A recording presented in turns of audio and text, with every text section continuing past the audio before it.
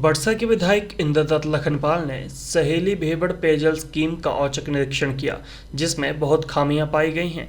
विधायक इंद्रदत्त लखनपाल ने आईपीएच विभाग की कार्यप्रणाली पर सवालिया निशान खड़े किए हैं। विधायक ने बताया कि पेयजल स्कीम सहेली भेबड़ में चारों ओर गंदगी फैली हुई थी, जिससे जल जनित रोग फैलने का खतरा बना हुआ है।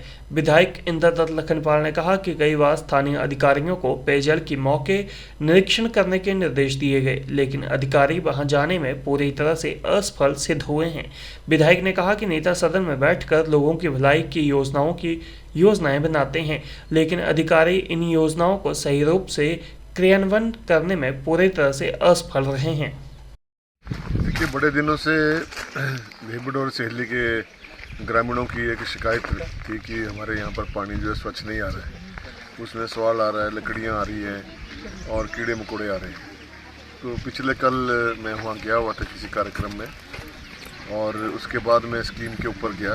वहाँ स्कीम के जो हालात मैंने देखे वो बहुत ही दयनीय थे और चिंताग्रस्त भी थे कि जहाँ हम 21वीं सदी में प्रवेश कर चुके हैं और टेक्नोलॉजी के युग में प्रवेश कर चुके हैं, बावजूद उसके यदि जो हमारी स्कीमें जो बनी है उनके अनुसार आम जनता को स्वच्छ पानी ना मिले, तो ये हमारे लिए भी और सरकारों के लिए भी दुर्भाग्यपूर्ण है।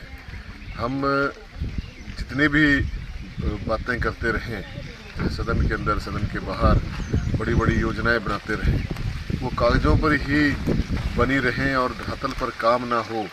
जो जनता की अपेक्षाएं होती हैं सरकारों से, अगर उसके अनुसार काम ना हो तो ये एक अपने आप में ही बहुत चिंता का विषय है।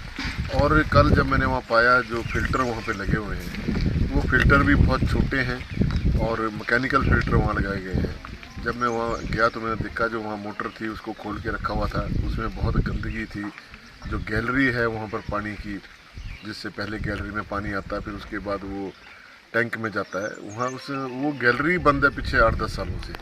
और इसके बारे में कई बार विभाग को लिखित तौर पर भी कहा गया कि इसका समाधान किया जाए, लेकिन ना जाने क्यों जल शक्ति विभाग के जो ऑफिसर्स हैं वो इतने लापरवाह हैं, जो जनता के स्वास्थ्य के साथ इतना बड़ा खिलवाड़ कर रहे हैं।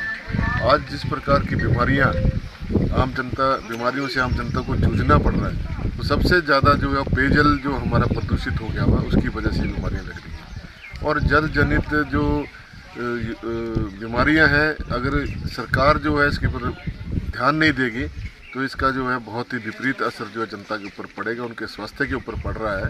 उसके बारे में कौन जिम्मेवार है? जो हम लोग जिम्मेवार हैं, सरकार जिम्मेवार है।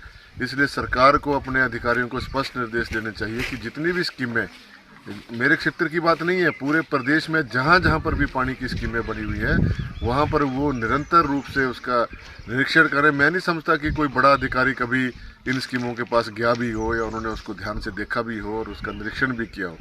और सबसे बड़ी बात क्या है कि जब अधिकारियों से बात की जाती है तो अधिकारी बोलते हैं हमारा बजट नहीं है, मेंटेनेंस के लिए पैसा नहीं है। तो ये किसकी जिम्मेवारी है?